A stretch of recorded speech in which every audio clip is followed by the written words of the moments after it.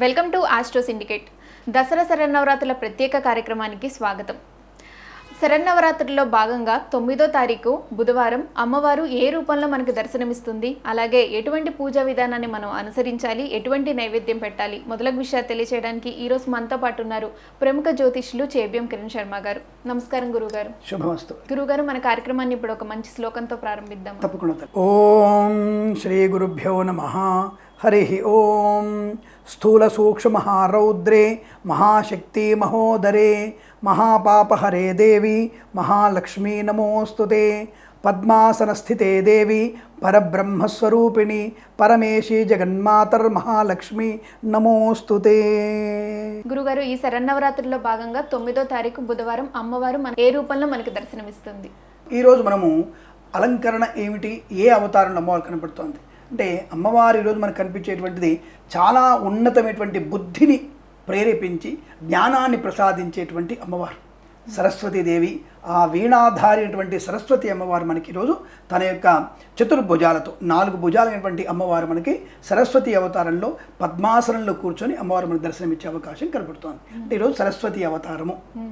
గురుగారు, ఏ సమయానికి మనం పూజ ప్రారంభించాలి? తప్పకుండా. అంటే ఇక్కడ ఒకటి ఏంటంటే, ప్రతిరోజు కూడా సూర్యోదయానికి ముందే మనం ప్రతిరోజు అంటే మనం రోజు చెప్పుకుంటున్నాం కాబట్టి నిత్యం కూడా మనం సూర్యోదయానికి ముందే మనం లేచి సూర్యోదయం సమయంలో మనం ప్రారంభం చేయాలి. సూర్యుడు ఉదయిస్తున్నప్పుడే మనం దీపారాధన చేయాలి. దీపం జ్యోతి పరం బ్రహ్మ దీపం జ్యోతి జనార్దన దీపోయం హరితు మే పాపం ప్రాతరు దీపం నమోస్తుతే. ఉదయం పూట ఈ శ్లోకం, సాయంకాలం పూట సాయం దీపం నమోస్తుతే అన్నటువంటి శ్లోకాన్ని చెప్పుకుంటూ సూర్యాస్తమయంలో సూర్యోదయంలో దీపారాధన చేసుకుంటూ వీలైతే అఖండ దీపాన్ని చేసుకునేటువంటి ప్రయత్నం చేస్తూ ఇలా మన అనేకమైనటువంటి పూజలు. పొద్దునే సరతో భద్రమండల పూజ, అమ్మవారికి పంచామృత అభిషేకము, కుంకుమ నీళ్లతో అభిషేకము, పసుపు నీటితో అభిషేకము, ప్రతినిత్యము కూడా శ్రీచక్రార్చన, నవావరణార్చన, చండీపారాయణము, చండీహోమం. ఈ 9 రోజులు కూడా ప్రతి దేవాలయంలో కానీ ప్రతి ఇంట్లో వీలైతే కానీ ఇవి చేయించుకునే ప్రయత్నాన్ని చేయాలి. కాబట్టి మనం నిత్యము 6 నుంచి పూజ ప్రారంభం చేసుకునే ప్రయత్నం తప్పకుండా చేయాల్సి ఉంటుంది. అమ్మవారి అలంకరణ ఏ విధంగా ఉండబోతుంది గురుగారు? దాదాపుగా చతుర్భుజము కాబట్టి ఈరోజు అందరు కూడా అంటే చాలామందిలో ఇప్పుడు మనకి సోషల్ మీడియాలో చాలామందికి తొందరగా అందరికీ తెలిసిపోయే అవకాశం ఉంది. కాబట్టి ప్రతి ఇంట్లో కూడా ఈ అమ్మవారి వీణ పట్టుకున్నట్టుగా అంటే వీణాధారి అయి 4 భుజాలు కలిగి ఒక చేతుల్లో పుస్తకము ఒక చేతుల్లో వీణను పట్టుకొని వాయిస్తున్నట్టుగా ఉంటుంది అమ్మవారు. కాబట్టి అటువంటి అమ్మవారి అలంకరణ బాగా కనబడుతుంది మనకి. అంటే వీణాధారిగా మనకి శ్వేతవర్ణపు చీర అంటే అమ్మవారికి ఈ రోజున తెలుపు రంగు చీరని అమ్మవారు కట్టుకునే అవకాశం. ఈ రోజున అమ్మవారికి శ్వేతవర్ణపు చీర, ఇక్కడ తెల్ల రంగు చీర కూడా మనకి ఆకుపచ్చ గోధుమ రంగు వర్ణంతో బార్డర్కి చీర కట్టాలి.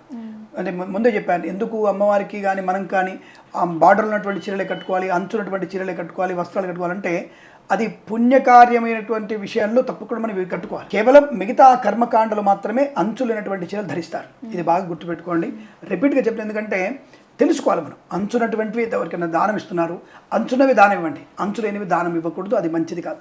సో ఇలా ఈరోజు మనకి తెలుపు రంగు వస్త్రంలో గోధుమ రంగు కానీ గోధుమ రంగు ఆకుపచ్చ వర్ణంతో ఉన్నటువంటి బార్డర్ని అమ్మవారికి అలంకరింపజేసి అమ్మవారి అనుగ్రహాన్ని పొందుకునే అవకాశం బలంగా కనపడుతోంది. గురుగారు, ఈ శరన్నవరాత్రుల్లో ఆడవాళ్ళకి ఏమైనా ఆకస్మికంగా ఈ పీరియడ్స్ అని ఇలా ప్రాబ్లం వచ్చినప్పుడు మొదటి రోజు పూజ ప్రారంభిస్తారు. మధ్యలో వాళ్ళకి ఇలాంటి ఇబ్బంది వచ్చినప్పుడు అసలు ఏ విధంగా వాళ్ళు కొనసాగించాలా పూజని, లేదా ఏమైనా దోషం ఉంటుందా, ఎటువంటి పరిహారాలు చేసుకోవాలి? చాలా మంచి ప్రశ్న. ఎందుకంటే చాలా మందికి ఈ విషయాలు తెలుసుకొని తెలిసి కొంత అనర్థాన్ని కొని తెచ్చుకునే అవకాశం ఉంటుంది. ఎటువంటివి నిజంగానే మనకి 2 రోజుల ముందు తెలుస్తుంది. అంటే ఆడవాళ్ళకి కొంత సెన్స్ తెలుస్తూ ఉంటుంది. కానీ అయినా సరే కొంతమందికి అకస్మాత్తుగా వచ్చే అవకాశం, అంటే ఋతువు అనేది ప్రకృతితో ఉన్నటువంటిది కాబట్టి ఆ ఋతువు అనేది కంపల్సరీగా వచ్చే అవకాశం ఉంటుంది. కనుక అది కొంత దోషమే. అకస్మాత్తుగా వచ్చినప్పుడు దోషం కాదని ఎట్లా అంటాం? దోషమే, కానీ అది మనకు ప్రమాదాన్ని కలిగించదు. ఎందుకంటే ఈ అమ్మాయి కావాలని ఏం చేయదు కదా. ఇప్పుడు కొంతమంది వాళ్ళుగా విపరీతమైన ధోరణి వాళ్ళు ఉంటారేమో నాకు తెలియదు, కానీ యాక్చువల్గా అటువంటి కనుక వచ్చినప్పుడు 5 రోజులు పూజ ఎట్టి వయసులో పనికిరాదు. 5 రోజులు మన పూజ పూర్తిగా ఆపేయాల్సిందే.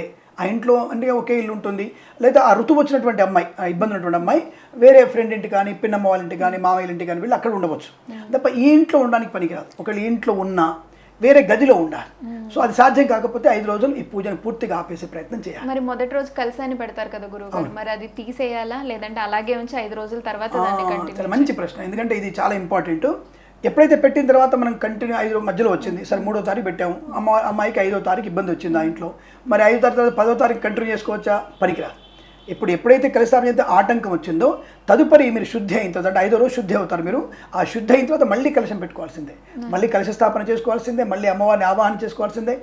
ఆ ఏదైతే 5 రోజులు మిగిలిపోయిందో ఆ ఒక్కరోజు అందరి దేవతల్ని అష్టోత్తరం చెప్పుకోవడం. ఇప్పుడు బాలాత్రిపుస్తుంది, గాయత్రీదేవి, అన్నపూర్ణాదేవి, ఇలా ఎవరైతే ఎక్కడైతే మనకి అమ్మవార్లు వెనక్కి వెళ్ళిపోయారో వాళ్ళందరినీ ఒకే రోజు పెట్టుకొని ఆ రోజు అంటే ఇప్పుడు దాదాపుగా 4వ తారీఖు అమ్మాయికి ఇబ్బంది వచ్చింది, పనికి రాదు అంటే 4, 5, 6, 7, 8, 9 5 రోజులు వదిలేసిన తర్వాత ఈ అమ్మవార్లందరినీ 9వ తేదీ కలశ స్థాపన చేసుకొని అమ్మవారికి అక్షంతలు వేసేసి అష్టోత్తరం చెప్పుకొని మళ్ళీ పునః పూజ చేసుకోవాలి. ఆ రోజే కలశ స్థాపన. ముందు రోజు వస్తువులు కూడా ఏవి పనికిరావు, అన్ని వస్తువులు తీసేయాల్సిందే, మళ్ళీ పూర్తిగా ఇల్లు శుద్ధి చేసుకోవాల్సిందే, మళ్ళీ పూజ మొదలు పెట్టాలి. తప్పకుండా పుణ్యాహవాచన కూడా చేసుకోవాలి. ఆ ఇంటికి శుద్ధి పూజ ఉంటుంది. పుణ్యాహవాచన అంటే గోమూత్రంతో ఇల్లు శుద్ధి చేసుకోవాల్సిందే తప్పకుండా. మనం 5వ రోజు అయిపోయిన తర్వాత మళ్ళీ పునఃప్రారంభం చేయాల్సిందే, కొత్త కలశం పెట్టుకోవాల్సిందే. మంచి ప్రశ్న, ఎందుకంటే ఇది 10 మందికి తెలిసేటువంటి ప్రశ్న విధానం. తప్పకుండా తల్లి. గురుగారు, ఇప్పుడు మనం 9వ తేదీ సరస్వతీదేవి అమ్మవారి గురించి మాట్లాడుతున్నాం. అలాగే అమ్మవారికి ఎటువంటి నైవేద్యం పెట్టాలి గురుగారు? తప్పకుండా అంటే ఈ సరస్వతి అమ్మవారికి రవ్వ కేసరి ఎక్కువగా మనం పెట్టాల్సి, రవ్వ కేసరి తీపి పదార్థం పెట్టాలి.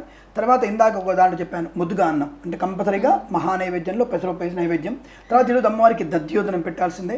అలాగే కొంతమంది సాంబార్ అన్నం పెడతారు, అంటే కొంత సాంబార్ అన్నం పెట్టే అవకాశం ఆచారం కూడా ఉంటుంది. పిల్లలకి ఇష్టమైన పదార్థం, ఎందుకంటే జ్ఞాన సరస్వతి కదా, అమ్మవారి జ్ఞానం నీకు ప్రసాదించేది కదా.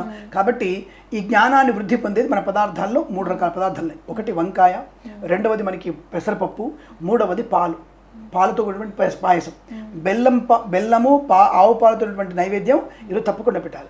ఈ 3 పదార్థాలు మనకి జ్ఞానాన్ని కలిగిస్తాయి, మెమొరీ పవర్ని బాగా పెంచుతాయి. కాబట్టి ఈ 3 పదార్థాలు అమ్మవారికి నివేదన చేసే ప్రయత్నం చేయాలి.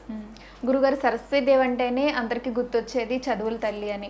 మరి పిల్లలందరూ ఒకవేళ ఆ రోజు పూజించాలి అనుకుంటే ఏదైనా పఠించాల్సిన శ్లోకం కానీ ఏదైనా మా ప్రేక్షకులకు తెలియజేస్తారు? తప్పకుండా అందరు కూడా పిల్లలతోటి ఈ శ్లోకాలు చదివించండి. జ్ఞానానందమయం దేవం నిర్మల స్ఫటికాకృతిం ఆధారం సర్వ విద్యానాం హయగ్రీవ ఉపాస్మహే. తప్పకుండా మీ పిల్లల చేత ఉదయం పూట సాయంకాల సమయంలో ఈ సరస్వతి అష్టోత్తరాన్ని తప్పకుండా చదివించే ప్రయత్నం చేస్తే మంచి ఉన్నతమైన విద్యాప్రాప్తి. మీరు బీటెక్ చదవండి, ఇస్రోలో చదవడానికి వెళ్తున్నటువంటి సైంటిస్టులు అవ్వండి, ఎవరైనా సరే భగవంతుణ్ణి ఆరాధన చేయడం వల్ల మనకి బుద్ధి వికాసం బాగా పెరుగుతుంది. కాబట్టి తప్పకుండా మీరు ఇటువంటి శ్లోకాలు ఈ అమ్మవారి అష్టోత్తరం చదువుకోవడం వల్ల మీకున్న పుస్తకాన్ని అమ్మవారి దగ్గర పెడితే అందరూ అనుకుంటారు పుస్తకం పెడితే బుద్ధి వస్తుందా, అలా బుద్ధి వస్తే నేను రోజు తీసుకెళ్ళి దేవుడి దగ్గర పెడతానంటారు. అక్కడ బుద్ధి అనేది నేరుగా మనకు రాదు. పుస్తకం ఒక పెట్టడం వల్ల మనకి అమ్మవారి అనుగ్రహం చేత నీ బుద్ధి ప్రేరేపణ అవుతుంది. అరే నేను చదువుకోవాలని తపన అంటే నువ్వు పుస్తకం తీయగానే నిద్ర వస్తుంటుంది కదా, పుస్తకం తీయగానే ఇప్పుడు కొత్త విషయం తెలుస్తున్నట్టుగా ఉంటుంది. బుద్ధికి కొత్త విషయం తెలుస్తున్నట్టుగా ఉంటే అది స్పీడ్గా రికవర్ చేసుకుంటుంది. తీయగా నిద్ర వచ్చినప్పుడు ఏమవుతుంది, కంపల్సరీగా మనకి బుద్ధిమాంద్యం ఏర్పడుతుంది. కాబట్టి అమ్మవారి అనుగ్రహం ఎలా ఉంటుంది, నువ్వు పుస్తకం తీయగానే కొత్త విషయాన్ని నేర్చుకోవాలని తపన కలిగించే శక్తి అమ్మవారు పుస్తకం ద్వారా నీకు కలిగిస్తుంది. ఇది పరోక్షంగా అమ్మవారు ఇచ్చేటువంటి స్థితి తప్ప మనకి నేరుగా వచ్చి అమ్మవారు మన మెదడుని చీల్చి మెదడులో బుద్ధిని పెట్టి వెళ్ళిపోయేది కాదు. బుద్ధి అనేది మనం స్వీకరించగలిగేది. కాబట్టి తప్పకుండా పిల్లల చేత ఈ శ్లోకము ఈ అష్టోత్తరం చదివిస్తే అద్భుతమైనటువంటి ఉన్నత విద్యాభివృద్ధి పొందుకుంటారు. 9వ తారీఖు ఈ సరస్వతీదేవి అమ్మవారి అలంకరణ అలాగే పూజా విధానం గురించి చక్కగా వివరించారు. ధన్యవాదాలు గురువుగారు. అఖండ ఆయురారోగ్య ఐశ్వర్యాభివృద్ధిరస్తు, సంపూర్ణ విద్యా ప్రాప్తిరస్తు.